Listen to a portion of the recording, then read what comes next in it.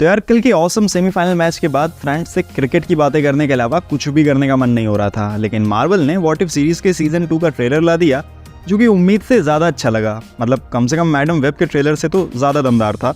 और इसमें ईयर 1988 के एवेंजर्स और ईयर 1602 के एवेंजर्स दिखने वाले हैं। एक बिल्कुल brand new super hero introduce की जाएगी जो कि मार्वल कॉमिक्स में है ही नहीं, और एक नया मल्टीवर्सल विलेन भी मिलने वाला है। सबसे अच्छी चीज़ ये है कि सीजन 2 के 9 एपिसोड्स 22 दिसंबर से शुरू करके डेली एक एपिसोड्स रिलीज किए जाएंगे, तो ये भी एक नया मार्वल एक्सपीरियंस होने वाला है। अब मैंने कोशिश की है कि 9 एपिसोड्स को एक सीक्वेंस में रखकर सीजन 2 की स्टोरी को समझाने की कोशिश करूं, जिससे ट्रेलर और उसकी डिटेल्स अच्छे से सबको समझ में आ जाएं। तो देखो 9 एपिसोड्स होने कौन कौन से वाले हैं। जैसे एपिसोड 1 होगा what if Nebula joined Nova Corps, फिर what if Peter Quill attacked Earth mightiest heroes, what if Happy Hogan saved Christmas, what if Iron Man crashed into Grandmaster, what if Captain Carter fought the Hydra Stomper, what if the Avengers assembled in 1602, what if Hela found the Ten Rings, what if Kahori reshaped the world, and what if Strange Supreme intervened। अब इसी sequence में episodes release हो ये ज़रूरी नहीं है। तो मेरे ख्याल से सीजन 1 के इवेंट्स को फॉलो करते हुए पेगी कार्टर स्टीव रॉजर्स को 2014 में हाइड्रा में पाएगी। वहाँ रॉजर्स हाइड्रा स्टॉम्पर में पेगी से फाइट भी करेगा, बट ओवरऑल ये एपिसोड बेस्ड होगा हाइड्रा की शील्ड के पीस कीपिंग प्रोग्राम को इन्फिल्ट्रेट करने की कॉन्स्पिरेसी को एक्सपोज करने पर। एक दूसरे यूनिवर्स में 1988 में जब ईगो योंडो को अपने ऑफस्प्रिंग पीटर क्विल को अर्थ से उठाने भेजता है, तो वहाँ ईगो का वो प्लान सक्सेसफुल रहता है और ईगो पीटर क्विल के साथ मिलकर अर्थ को इन्वेड करने की कोशिश करता है। जिसके बाद ईयर 1988 में ही न्यू एवेंजर्स फॉर्म होते हैं। Hank Pym as Ant Man, Janet Van Dyne as the Wasp, Bill Foster as Goliath, T'Challa के पापा King T'Chaka as Black Panther, Captain Marvel वाली Wendy Lawson as Star Force और अपना Bucky Barnes as Winter Soldier. यहाँ Howard Stark और Peggy Carter और Thor भी होने वाले हैं। अब ये सब मिलकर पीटर क्विल से फाइट करेंगे। यहाँ पीटर की टी शर्ट सेम वही है जिसमें पहली गार्डियंस मूवी में उसको किडनैप किया गया था, और एक रकून टॉय भी है, मतलब रॉकेट रकून का रेफरेंस है ये। एक सीन में ये एवेंजर्स डुप्लीकेट ईगो की आर्मी से फाइट भी करते हुए दिखे हैं। एक और यूनिवर्स में हैप्पी होगन क्रिसमस के अराउंड गलती से अल्ट्रॉन इनिशिएटिव को एक्टिवेट कर देगा, जिसके बाद बहुत बड़े केओस में पूरी सिटी फंस जाएगी। एवेंजर्स टावर भी कैप्चर हो जाएगा। ऐसे में हैप्पी होगन हेल्प के लिए वांडाविजन वाली डार्सी लुइस को कॉल करेगा। ये पॉसिबली डाई हार्ड मूवी जैसा रिक्रिएशन होगा जहां एवेंजर्स भी दिखेंगे, बट हैप्पी होगन के अराउंड ही पूरा एपिसोड बेस्ड होगा।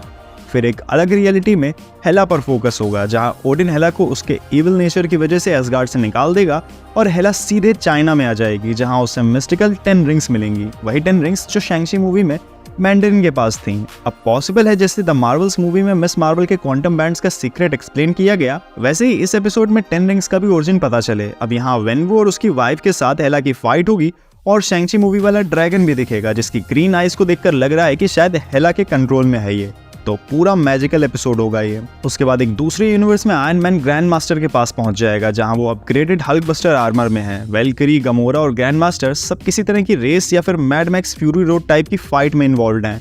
इस एपिसोड में टोटल थॉर रैग्नारोक वाली फीलिंग आएगी, बस थॉर या हल्क की जगह अपना टोनी स्टार्क होगा। इंटरेस्टिंग ये भी रहेगा कि टोनी स्टार्क वहां पहुंचा कैसे।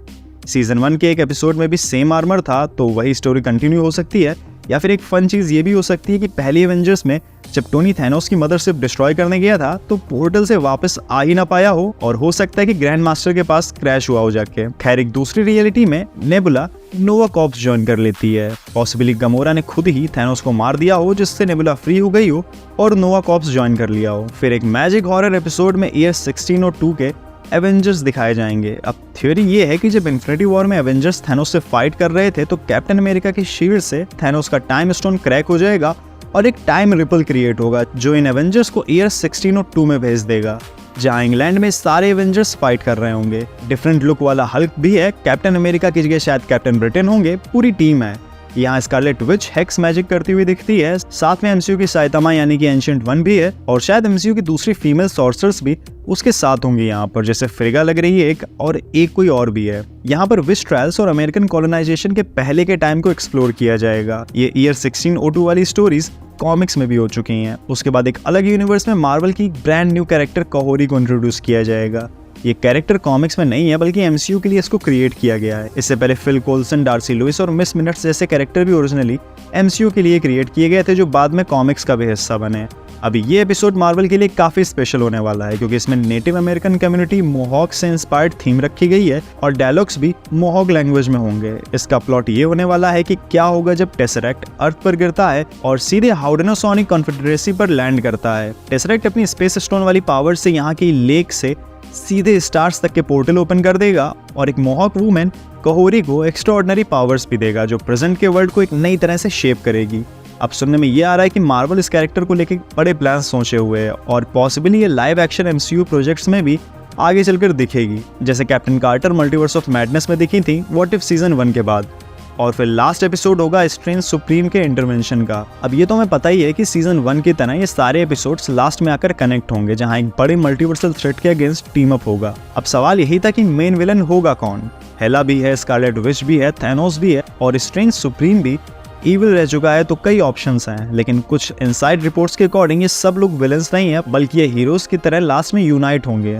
तो विलन होगा कौन फिर? ट्रेलर के लास्ट में वॉचर के साथ कैप्टन कार्टर भी थी शायद, तो हो सकता है कि वॉचर उसे मेन थ्रेट के बारे में बता रहा हो। अब अगर मार्वल वाले कुछ क्रेजी प्लान कर रहे हैं तो एक पॉसिबिलिटी ये भी है कि मेन विलन कैंग का ही कोई वेरिएंट दिखाया जाए। ऐसे में ये what if series multiverse saga का एक प्रॉपर प्रोजेक्ट लगेगा। और अगर ऐसा नहीं करते हैं मार्वल वाले तो मेरे ख्याल से स्ट्रेंज सुप्रीम इतना पावरफुल कैरेक्टर है जो मल्टीवर्सल थ्रेट लग सकता है। ट्रेलर में किलमॉन्गर भी दिखा है तो हो सकता है स्ट्रेंज सुप्रीम ने किलमॉन्गर को फ्री कर दिया हो और अब वॉचर के प्रोग्राम में इंटरवीन करने आया हो। बट मेरा मन यही है कि कोई डिफरेंट सीक्रेट विलन ही हो तो ज्यादा मजा आएगा, जो कि ट्रेलर में ना दिखा हो। अब तुम्हें ये ट्रेलर कैसा लगा? अपना फेवरेट पार्ट कमेंट्स में बताओ। तो ठीक है यार, आज इस वीडियो में इतना ही। अब मिलते हैं नेक्स्ट वीडियो में, तब तक देखते रहो ब्लू आइज पेयर।